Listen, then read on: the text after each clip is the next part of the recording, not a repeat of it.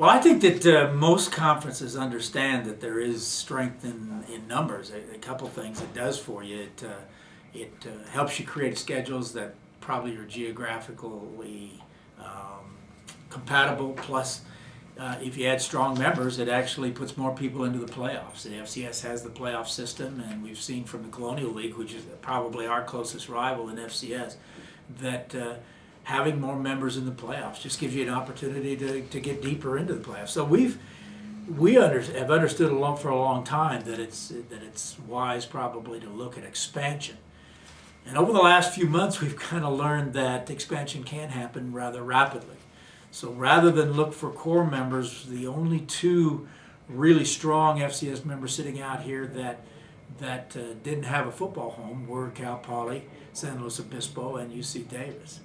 Both excellent institutions, match up very well academically with the institutions we have as far as institutional fit. So it just seemed logical that we could put together a conference that has them as the start of maybe a longer term expansion for the Big Sky Conference. You know, I think we'd like to go to a 12-team 2-division league, and that really does save some of your travel expenses. And the one thing we have out here in the West is some distances to travel. We stretch from Canada to Mexico and over to the West Coast and all the way to Denver. So we are a geographically diverse conference. So yeah, I think that would really help our travel in the Big Sky. It would help create rivalries. And we wouldn't have a playoff. You know, the FBS gets to 12 to have a playoff. I think in FCS that makes less sense. We're going right into a playoff system. So to have a championship game would probably be not as important for FCS 12-member league as it would for an FBS.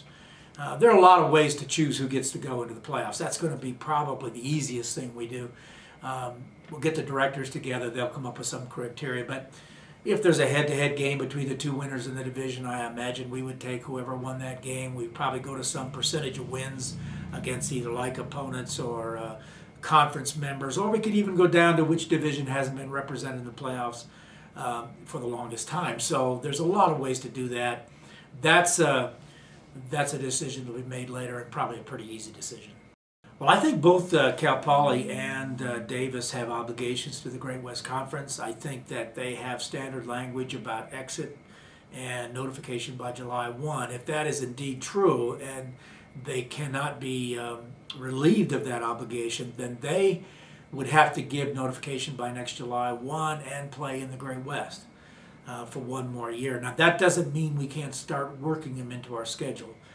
We also have a lot of teams that go out 4 years, particularly with their FBS games in scheduling. So our obligation and our commitment to them is to work them in just as quickly as we can. So I would expect you'll see some games next year. You'll see a preponderance of games in 12, and I'm sure by 13 that we'll have a schedule in place.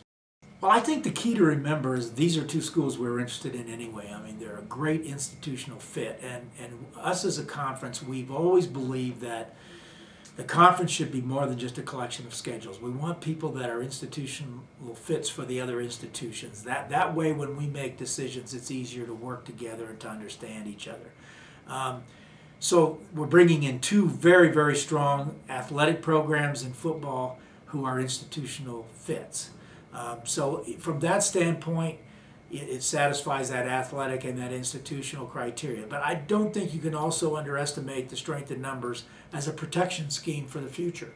The landscape changed very rapidly in FBS with some of the Western conferences this summer. And I think it reminds us all that the ability to reconstitute a conference should be something that the commissioner stays on top of all the time. And I think that's part of that process. You know, there are only 14 schools making money with football now, and certainly there are not any of them in the FCS. They're all at the FBS level, but only 14. The mean average budget is over $37 million. The lowest quartile in FBS budget starts at about $20 million. And so you can see that there's people paying an awful lot of money.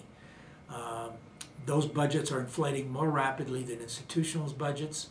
I think it's going to get harder and harder for the people in the lower quartiles of FBS to chase those budgets, those salaries, those bowls, the playoffs, the BCS, whatever they're chasing, it's going to be harder and harder for them to be successful. I think FCS is going to play a larger role in all this value-based budgeting process, where we're actually doing with athletics what is good for institutions without breaking the bank.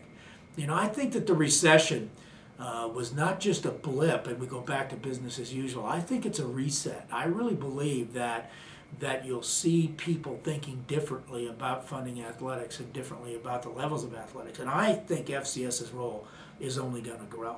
And when it does, and as it is, and maybe this expansion is an indication of the excellence of FCS. These are two schools that are very good schools that probably would have had an opportunity to be looked at, but quite frankly, in our discussions, they were more interested to come to FCS. They think that's an appropriate level. It's a level where they can be successful and do what athletics is supposed to do on a campus, which is be part of your brand. So, yeah, I think FCS role will even get larger in the coming years, and I'm glad to be out in front of this.